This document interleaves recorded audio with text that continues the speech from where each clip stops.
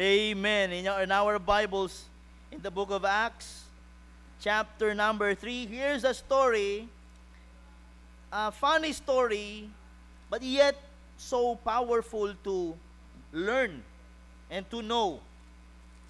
Acts chapter 3, atong basahon, verse number 1, hangtod verse number 8. A story of a layman. Ato gani ginakanta ni iyahang nakabutan din ni. Amen. Pero let's know first the story. Let's read the Bible in Acts chapter 3. Palugmanindog ta as we give reverence to the words of the Lord. Share your Bible sa mga wala na dala ang ilahang Bible. Amen. Wala mo'y Bible. Share. Kay Bible share. Amen. Ikaw member ha, wala kay Bible, bantay ka sa kanya. Tagaanta ka o ka ng Bible nga gamay kaayo nga para mabit-bit rin mo sa mong bulsa. Now, dungan ta sa pagbasa from verse 1 down to verse number 8. Are you there? Say amen. Okay, mas maayo unta na asi mo ang Bible, no? Diya ano to basahon. Kung mag-ingon gid ko open your Bibles, dapat tong basahon sa imuhang Bible gud nga sa imuhang kamo unya na unta na dinha. Pero sa walay mga Bible okay ra na dinha. Pero ka nay Bible, diya ka mo basa sa imuhang kay basin pa giabri-abri lang nimo katud ay di ka kabalo mo abri wala ka tud asa na duula siya sa Revelation ang Acts. Okay, Acts chapter number 3 1 to 8. Dungan tatanan sa pagbasa. Ready, read. Now Peter and John went up together into the temple at the hour of prayer, being the 9th hour. And a certain man lame from his mother's womb was carried, whom they laid daily at the gate of the temple, which is called Beautiful, to ask alms of them that entered into the temple. Who, seeing Peter and John about to go into the temple, asked an alms. And Peter, fastening his eyes on him with John, said, Look on us. And he gave heed unto them, expecting to receive something of them.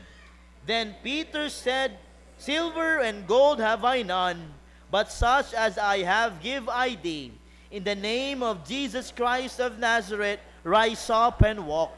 And he took him by night hand and lifted him up, and immediately his feet and ankle bones received strength. And he leaping stood and walked and entered with them into the temple, walking and leaping and praising God. This is one of the best story. Funny, yet so good. We need to take. Amen. Let's pray first. Father, we thank you, Lord, for your words. Thank you, Lord, for the story.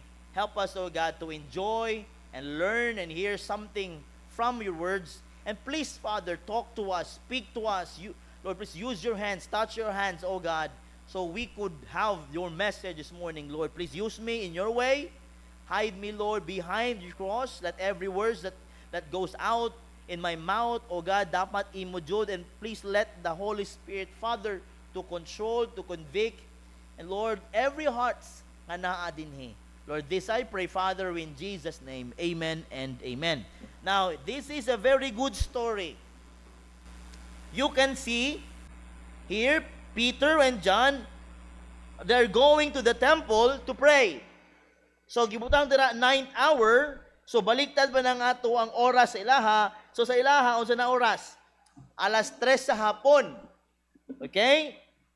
Then, na ay certain man lame. Lame. Piang. Okay, from his, maybe, dili pantay ang iyang tiil, something di sa kalakaw, inborn siya, from his mother's womb, as carried, mao na iyahang gawi. Every time nga may templo, waadto sa dito para mangayo, saan tawag na? Limos. Okay, a certain man lame from his mother's womb was carried, whom they laid daily at the gate of the temple. So adlaw-adlaw siyang ginabit-bit dito para mangayo og limos, kay di man siya katrabaho, normal man na in their culture and even to our culture today. Sa ato gani bisan makalakaw ga pangayo. It was so funny last night. It was so funny last night nga may nangarol na.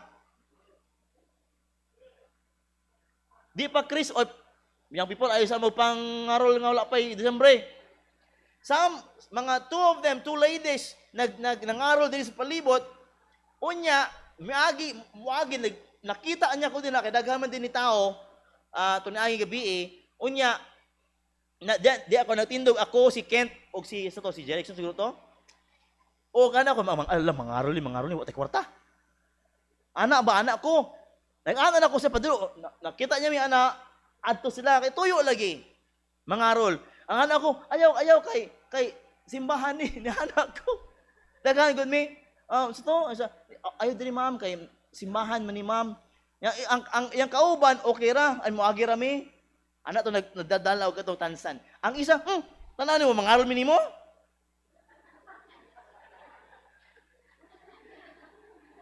Anak ko. Nakira. Tanan mo mangarol mi nimo? Niagir siguro. Wala siguro gamay siguro gihatag sa pigas balay mo high blood siya. Nangatawa mi ni Ken kay niagi na daw siya pero diya sa pigas nangarol siya. Nasa kadaghanan mo din ni. Ako ayaw. Tanan mo mangarol mi? Wala ko may Disyembre unya. Siyempre sa kawadon bisa Nobyembre pa mangarol na. Dili man na lain pero mga igsoon kita let's be fair in life. Dili lain mangayo. Church, don't get me wrong. Wala ko'y problema sa mga nagalimos. But let's be fair in life. Mas muhatag ta dapat sa mga taong nagkinahanglan. Atong wanay kusog makatrabaho. Pero kanang makatrabaho kapalig-on pa mong lawas, dako pa ka sa kuha, ayaw pangayo. Amen. Alms, I study the word alms. Alms is freely given to the needy. Motong in the book of Corinthians, si Pablo, nangayo sa tabang sa church para ihatag sa mga nagkinahanglang mga membro. It shouldn't be kana bitaw ipugso ng mga tao to have something for you, to feed your wants, but let's be fair enough, mga igsoon. We still have the strength to work. Amen? Nya naabay balaod karon nga bawal mo hatag. Kay kung ikaw nga ni hatag, ikaw dakpon. Right? Tunod ba? No, balik ta kay di man na mo itong topic. Kaning tao din nga lame, na siya reasons nga mga ayo good. Why? Because he was crippled from day one in his life. I mean, from his mother's womb, nga ginabit-bit na lang siya kanunay siya mga amigo, adlaw in the gate, in the temple, which is called Beautiful. Now, nahibulong ko nga nung Beautiful Gate ang tawag. So, I researched. O nakita na ko, kay Beautiful gidi ay. It was a beautiful gate, nga in their time, nga decorational, na ay ka mga gold plating nga mga, it was a gold plated nga gate nga wherein ang mga tao nagaadto dito before going to the temple. That's why gitawag siyang Beautiful Gate. Amen? In the temple. In every church na ay Beautiful Gate. Di man kunuhay good nga beautiful, pero beautiful na kumuadto ka mo sulod ka simbahan. And in verse number 3, to ask alms of them that entered into the temple. So daily, mao yang ginahimo daily. Nagapangayo sa tabang para sa mga panginahanglanon. Verse number 3. So, who seeing Peter and John, amen? Nakita sa layman kaning si Pedro o si Juan about to go into the temple and ask alms. Padulong si Pedro o si Juan sa iyaha, kay musulod sila sa templo, and nangayo siya og alms kang Peter o kang John. Expected niya, siyempre, muhatag ni kay moagi, pero in verse number 4, yun din, and Peter fastening his eyes upon him, and John said, look on us. Amen. Nahuna, siguro si Pedro o si Juan, ako ra niya. Wala sa Bible ha? Si Pedro, si Juan, nakita niya ang tao nga nangayo, layo pa, nagihunungan nila, anak siguro si Pedro o si Juan mo tay kwarta. Gitanaw, gitutok sa tulok sa nagapangayo si Pedro. So ba nang ga-expect giduha na gatindog gunya. Basig maharangan ba ay wa mo hatag yung harang-harang mo diha. Ana pero ingon ni Juan in verse number 4, John said, "Look on us." Tanaw sa mo. And he gave heed na minaw siya o mitanaw siya diha kanila expecting to receive something of them. Kayo mo si Juan, tanaw sa mo. Siguro kaning layman ito sa malibot ba? Tanaw sa mo, ingon ni Juan. And that layman gave heed na minaw o mitanaw. And verse number 6, nindot kaayong offer. Amen? Then Peter said, "Silver and gold have I none, but such as I have give I thee. In the name of Jesus Christ of Nazareth, rise up and walk." A layman, ang iyang pangayo, kwarta, silver and gold for his medication.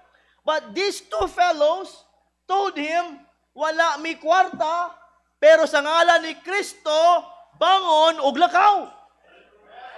Rise up and walk. Silver and gold have I none, but such I have give I thee. In the name of Jesus Christ of Nazareth, rise up and walk. Silver and gold have I none. Silver and gold, we have nothing. We have no money to give you. But in the name of Jesus Christ of Nazareth, rise up and walk. Himodo na karon. Adto ka dito, nya naay mga tao. Ingon ka, wa mong koy kwarta. Silver and gold have I none, but such I have give I thee. In the name of Jesus Christ of Nazareth, rise up and walk. O sa ingon sa imuha sa layman, basin nga mutindog sa o kapakon ka. Uy. Just kidding. But it's impossible for you to tell all those words to the layman out there in our generation. But in their own generation, there still naapa si Pedro o si Juan, ang mga milagro sa Ginoo kusog pa, when they said, "Silver and gold have I none, but such I have give I thee. In the name of Jesus Christ of Nazareth, rise up and walk."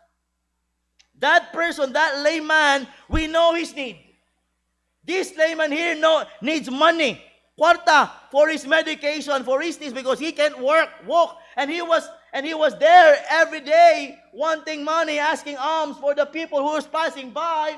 Every day he nagalimos siya, but one day he met John and Peter and telling him, "Silver and gold have I none, but such I have give I thee." Adlaw he was needing money.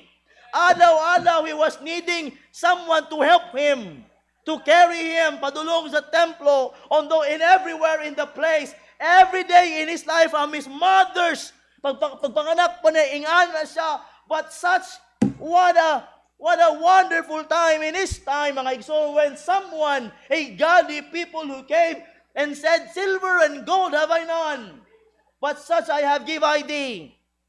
Oh, mga igsoon, that's the klaro kaayo ang scripture, ang story in verse number 7. And he took him by the right hand and lifted him up, and immediately, dili in the process, and immediately, dili taod-taod, and immediately his feet and ankle bones receive strength. That's the power of the Lord. A miracle for that layman. And in verse number 8, what the layman did, dili na siya lame, but able na. And he is leaping up, stood, and walked, and entered with them into the temple. Uban sila dito sa templo, walking and leaping and praising God. And all the people see him walking and praising God. Natanawag, every day na sa templo kanitawana. But what can these people in the temple say about that layman? That layman was lame for the rest of his life. But why was he standing? And why was he walking? And why was he leaping? And he was rejoicing and praising God. Ang mga tao sa kanang lugar, mga igsoon, simply nag-worship because it was a temple place. But that man who was lame all of his life changed suddenly because of the offer of the disciples. Silver and gold have I none, but such I have give I thee. In the name of Jesus Christ of Nazareth, rise up and walk. And that man was held by Peter by hand, and he lifted up, and every bones in his feet nagkaroon og kusog, and he walked and lived and praising God. Igsuon, wala man niya makuha ang iyang kinahanglan nga kwarta to buy all his needs, but he have something, and he have something that he will never need anymore, the money that he was looking for every day. Ang naangkon aning layman ngayang gusto nga kwaon nga budget matag adlaw siyang panginahanglan nun, he was not, maybe wala niya nakuha na, but he received something that will never be lost, and that money will never be needed. Grabe no, nadawat niya mga igsuon ang bagay nga di na makaya paliton sa kwartang iyang ginapangita adlaw. Do you understand what I am telling you? He received something that money cannot buy. He received something that substitute his needs every day. He received of something that he can walk, he can praise, and he can leap. He can go to worship God. Igsoon, as you saw and as we see the story here, the very happiest person in the story is the layman. Kung dili na sa lame, unsa natawag sa yaha? Ha?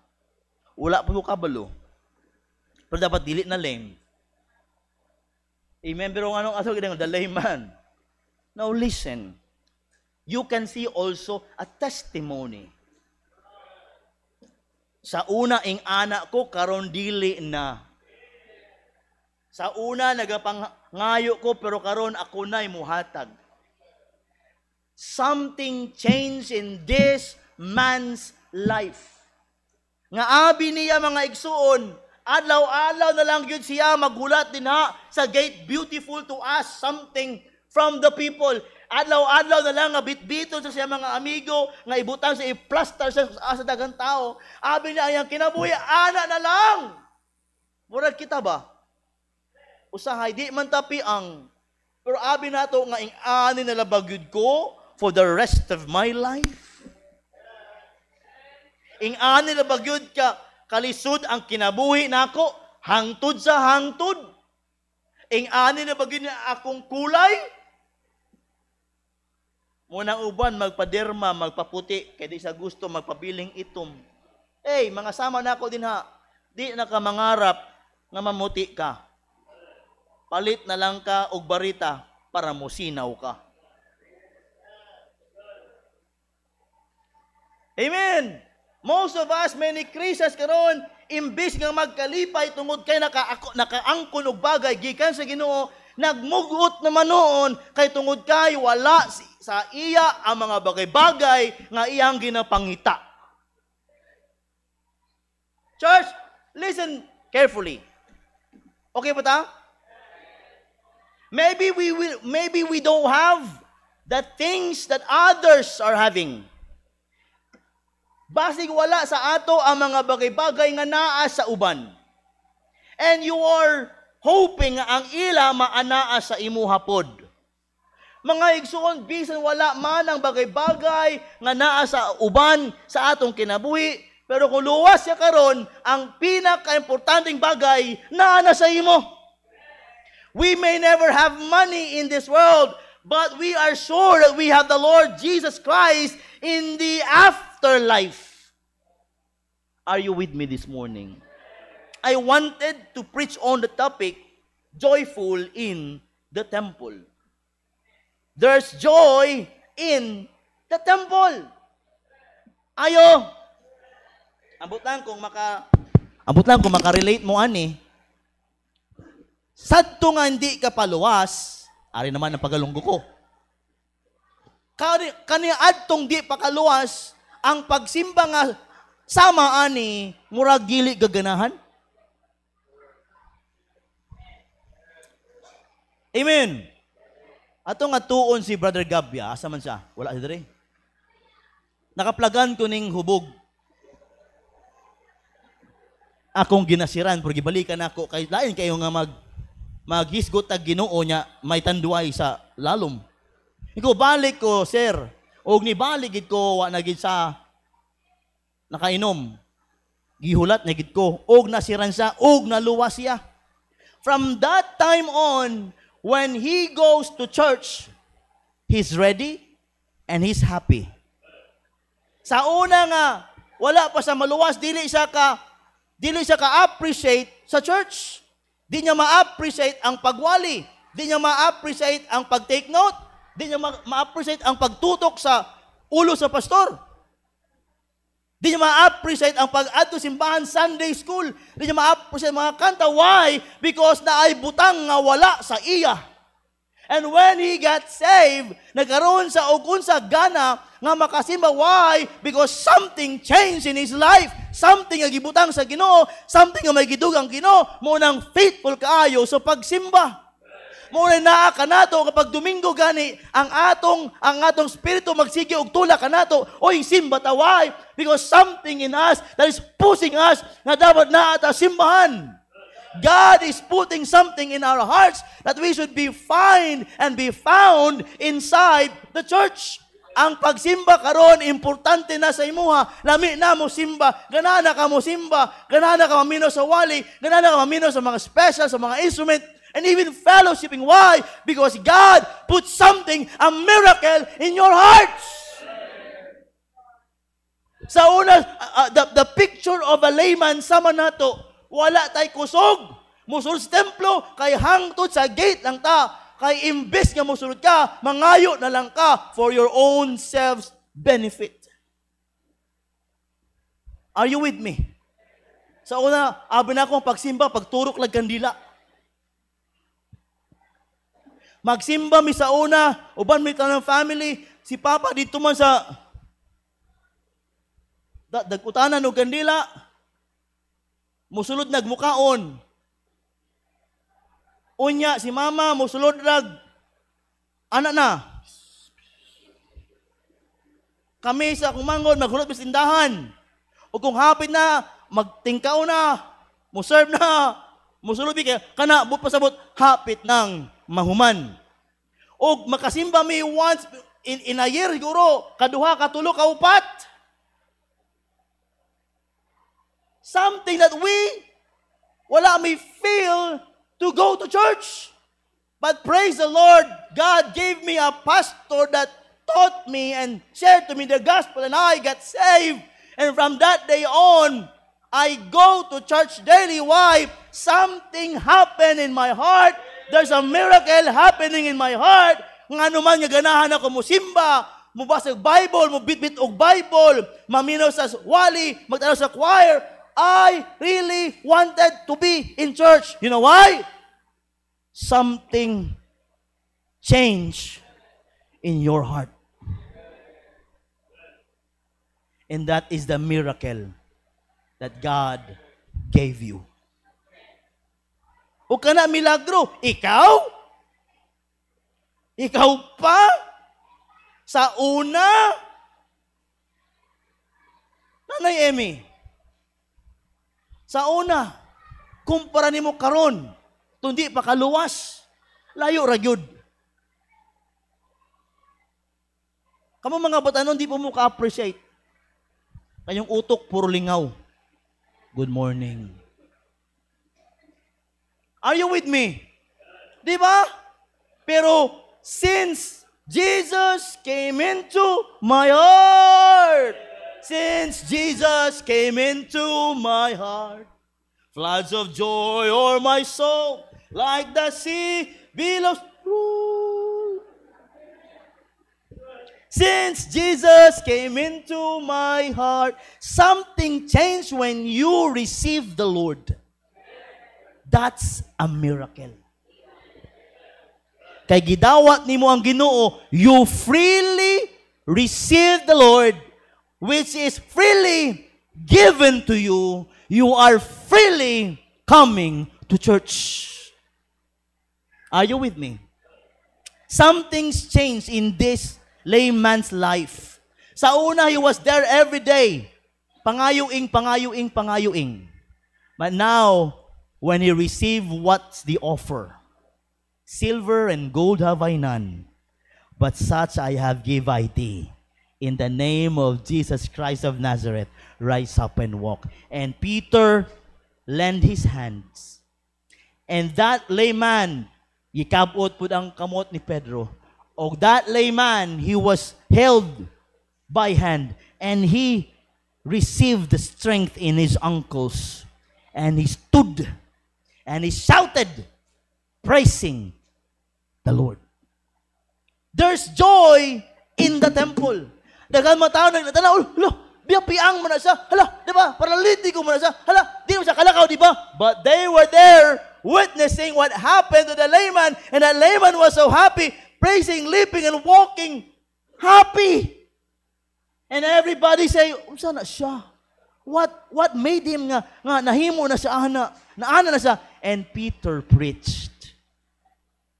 Ang naghimo siya ana, ang inyong gipatay, ang inyong gilain, ang inyong gilansang sa cross, ang hari, ang manluluwas, probalik ta diha sa layman. There's joy in the temple. There's 3 things I'm going to share to you. 3 questions. Who was this joyful? Why was he joyful? And how did he show his joy? Patutanawon ko rin mo. Okay pa ta? I'll be done before 12. Paspas lang man kung paspas mo maminaw. Amen. There's joy. But before that, malipayon ba kang nagasimba? Ipakita daw sa imuhang katapad nga nalipay ka. Smile daw sa imong katapad. Ay, nangiting aso. Smile daw. Ipakita ba nga nalipay kang gasimba? Ay, nang Mr. Bean nga nawong. Amen. There's joy in the temple. Nga naman, gaiusan sa pagsimba, kay na ay pare-parehong nahitabo sa atong kasing-kasing. The same Lord we receive, the same Spirit we have, and the same doctrine we are enjoying. Number 1, who was joyful? In verse number 2, a certain lame man from his mother's womb. Dili lalim ng ipanganak kanging ana na. Dili lalim nga magsalig na lang ka sa uban. Ang uban ng imong tiil, dili imong tiil ka o galingon. The layman who was joyful. The layman, he was born helpless, carried daily to the temple gate, a picture of man's spiritual hopelessness. Romans 5:6, for when we're yet without strength, in due time Christ died for the ungodly. We have no strength before, but in due time Christ died for the ungodly. He was outside the temple, unable to enter. Murag sala, sin separates us from God's presence. Before, wala pa tamaluwas, sin separates us from God's presence. In Isaiah 59:2, but your iniquities have separated between you and your God, and your sins have hid his face from you, that he will not hear. But one day, Jesus came in the life of that layman through his servants, Peter and John, and changed his life. Are you with me?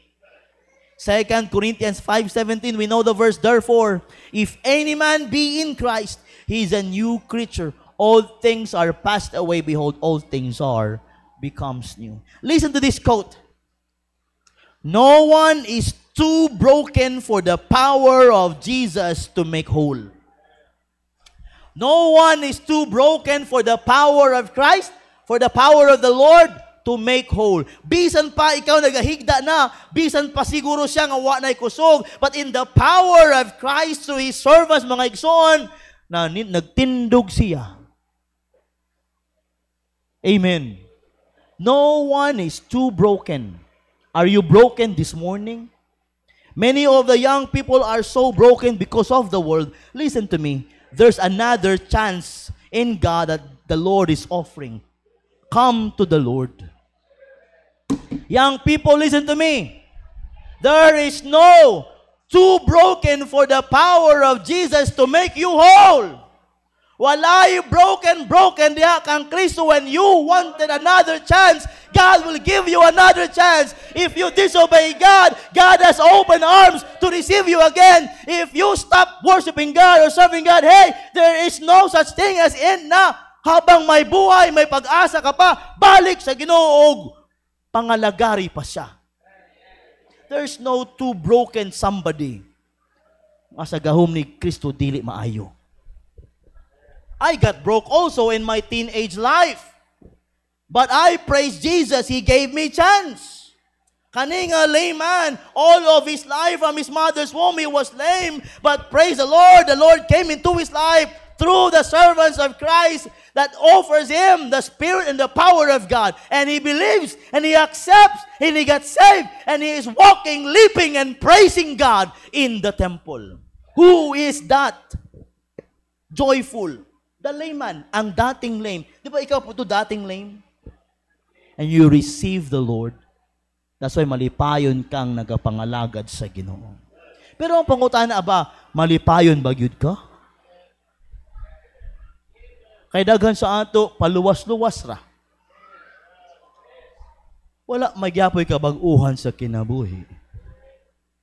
Pero kung ginatulak ka pang musimba, check your heart. Hulat pa kag-text ni pastor nga, simba ka? Dapat ikaw na yung una mo text kay pastor, pastor, simba ta ha?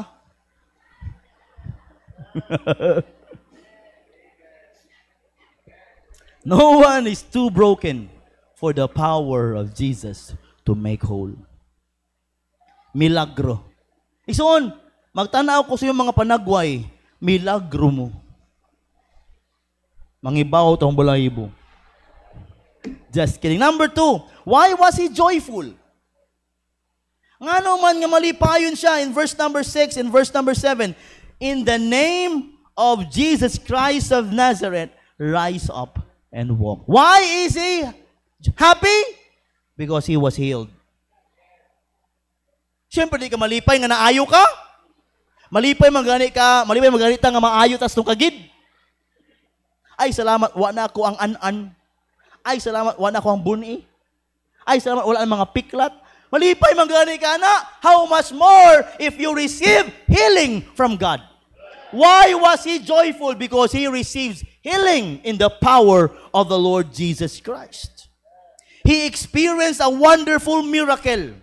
Wonderful miracle, pagkanindutang milagro, his legs were strengthened instantly. Na ay kusog na angkon niya ang mga tiil, instantly. Dili unya-unya, dili taod-taod, dili proseso, instantly ang kaayuhan sa layman.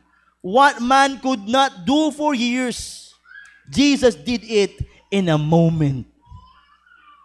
What man can do anything sa iyang entire life, nagapangayo o kwarta para patambal siyang tiil, but the money cannot heal him, but the Lord Jesus Christ healed him. Kasi nga na, kadali. Amen. It was not money. So this, it was not money, but mercy that changed his life. When Peter and John was approaching the temple, he saw the layman. They saw the layman. When he was approaching the temple, nakita nila ang layman, nagapangayo, and Peter and John was, naadto sila, o tanaw sa mo you don't need money to be healed. You need Christ to get healed. Silver and gold have I none. Mga igsoon, kailangan na itong kwarta. Amen! Pero saan mong kwarta kung di ka pa maluwas? Nanay Luz told me a while ago, ang iyang igsuon na patayin, mingaw siya. And I told him, okay lang na, kaya nga na maginang kinabuhi. And a little bit, ganihan, ningo sa ato, nga si Tin, taga Rakinard, ilang kapitbahay ni PB and Ivy, namatay ilang baby, 2 months old. Musimba unta, pero namatay man ng baby, ganiha. 2 months old baby na lumos sa gatas. Trahedya. In Cebu, grabing baha o gulan. Grabing trahedya, right? Dili na masulbad sa kwarta. Masulbad sa ang masulbad sa kwarta mga material, pero ang pinaka-importante ang kalag. You may buy everything in this world. You may enjoy everything in this world. You may be having all the banks for you in this world, but if you fail to receive God in your heart, even though ikaw na pinakadato aning kalibutan na, but you fail to receive Christ, you will lift your eyes in hell. And that's for all eternity. Muna balag pobrita like Lazarus na ay Kristo, kaya ang kapobrehon may hangganan, ang kadato may hangganan, pero ang kinabuhi humanana wa nay katapusan, pero ang pangutana asa ka, langit ba o impyerno? Amen and amen. Igsoon, wala man tahaning kalibutan na, pero praise the Lord, naa na sa ato ang kaluwasan nga di na makuha masing kinsang mga tao. Why was he joyful? Because he was healed. It was not money, but mercy that changed his life. Peter said, silver and gold have I none, but such as I have give I thee. The greatest gift is not riches, but redemption. Amen. The greatest gift is not riches. Wala may gipanganak sa ato diri milyonaryo dayon. But not money atong need, but redemption. Amen. He received the greatest gift of all, Jesus himself. Jesus healed not just his legs, but his life. Ang giayo ni Kristo di lang ang iyahang mga tiil, but his life. Maayo man si Kristo ang iyang mga tiil, pero pansamantala lang na habang buhi siya. Pero ang pinaka-importante na dawat niya ang kinabuhing walay katapusan. His life. True joy brings when Jesus becomes our Savior. Ang tinuod niya kalipay, amin na batanon. Batanon. Yung people, amin naman eh. Ang tinuod niya kalipay, dili sa inyong mga damgo. Kay damgo gani. Ang tinuod niya kalipay, nga nasabtan nimo nga maluwas ka pinaagi ni Kristo. Ang tinuod niya kalipay, adults, dili man lang sa mga material nga bagay nga maangkon nato. Pero na to ang spiritual nga maangkon sa imuhang pamilya. Nga bisan sa pikas kinabuhi, nasayod ka nga uban gihapon mo. Number 3. I'll listen to this quote first. The world's joy is temporary, but the joy of salvation is eternal. Number 3 and last. How did he show his joy? Paano niya gipakita ang iyang kalipay? Simply, verse number 8, walking and leaping and praising God. Amen? Pero tanong ko sa inyo, kamo mga luwas diri murag nagmahay mo nganong naluwas mo.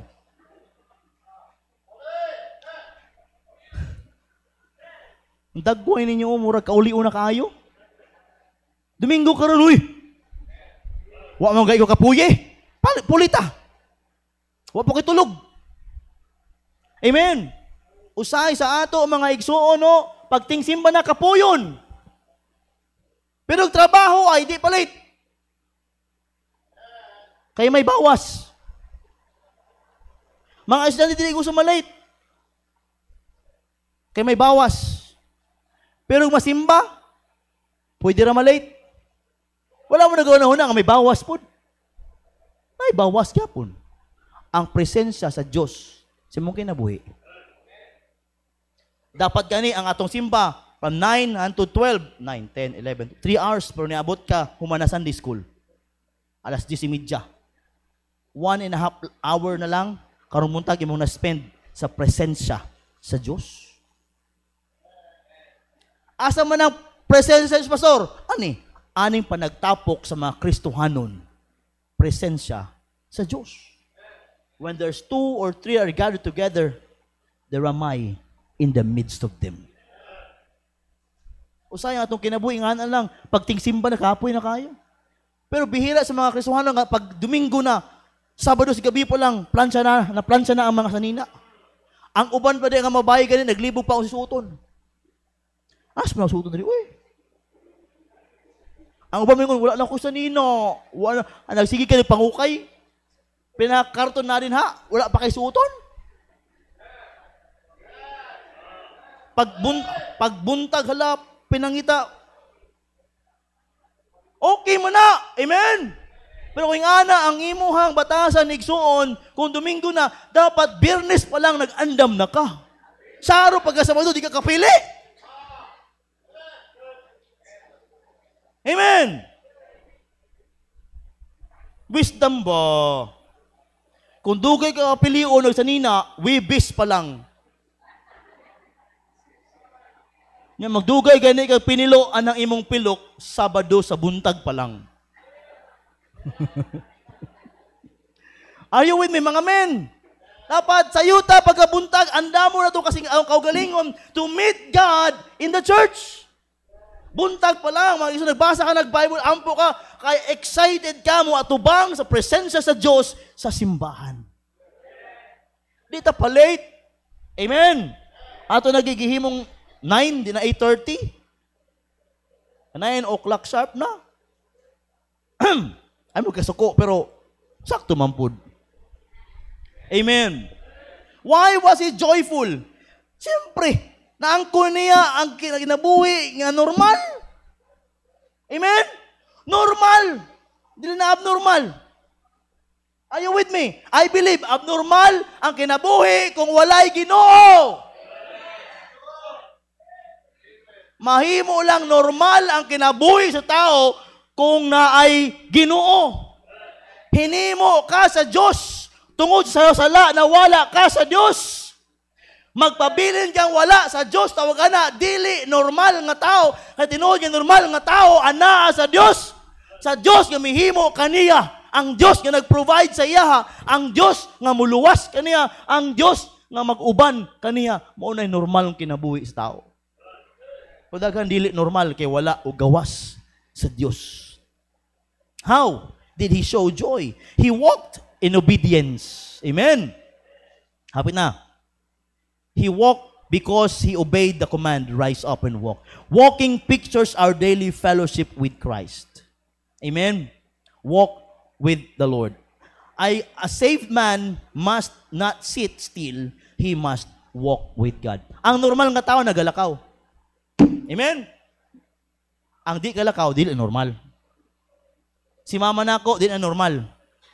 Di ang utok, ang lawas. Sa una, normal makalakaw. Kandi na, sahay, maglisod na siya. Something happen into your body. Pero ang kinabuhi nga Kristohanon, dapat normal siya. Nagalakaw, uban sa Diyos. Walking with God. He lived. Miambak siya in confidence. Siyempre, rise up. Ano na siya? Uy, may kusog na. Tistingan bi? Oy, kusgan gidi ay he leapt, showing nagapakita mga igsuon nga tinuod ang iyahang naangkon. He leapt in confidence. He tested the strength of his new life, proof that the miracle was so real. Listen to this quote. Real salvation brings real change. You can't hide the joy of being made new. Ay, kaulaw nga luwas ka, oy. Ipahambog noon, kay luwas ka na. He praised in gratitude. Gi-praise niya ang Ginoo tungod kay mapasalamaton siya. He entered the temple to praise God publicly. Praise is the natural language of a thankful heart. Praise is the natural language of a thankful heart. Kung imong gina-praise ang Ginoo, natural lang na tungod kay luwas ka. Mapasalamaton ka. Psalms 97:12. Rejoice in the Lord, ye righteous. Philippians 4:4. Rejoice in the Lord always. And again, I say, rejoice. He didn't praise Peter or John. He praised God alone. Klaro mo siya ang gospel, silver and gold have I none, but such I have give I thee in the name of Jesus Christ of Nazareth. Klaro mo siya, kinsa nagpalakaw kaniya, si Kristo man. So wala niya gi-praise si Peter or si John. He praised God alone. Listen to this. Uguman ako. When joy fills the heart, praise will flow from the mouth. When joy fills the heart, praise will flow from the mouth. Kung kaligot-got ang naa sa kasing-kasing, mugawa sa bakba jud. Pero praises lamang ang naa sa kasing-kasing, nindot ang nagawas sa bakba.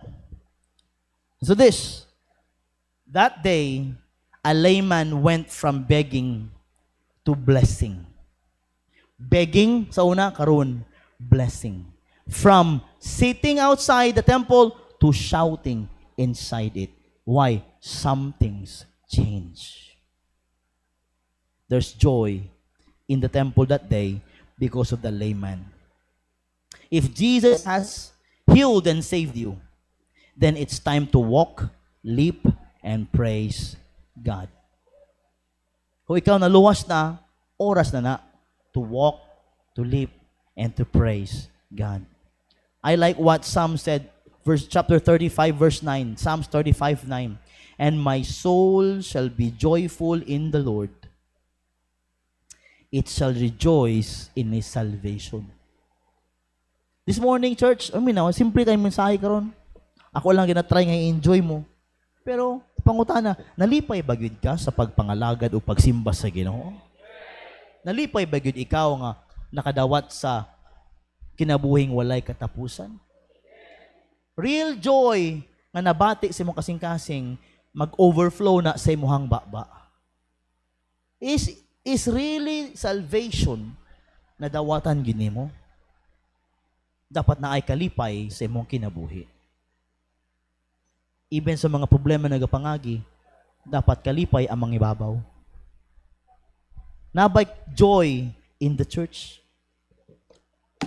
Ayo, nabay joy in the church. Walk, leap, praise. Walk, leap, praise.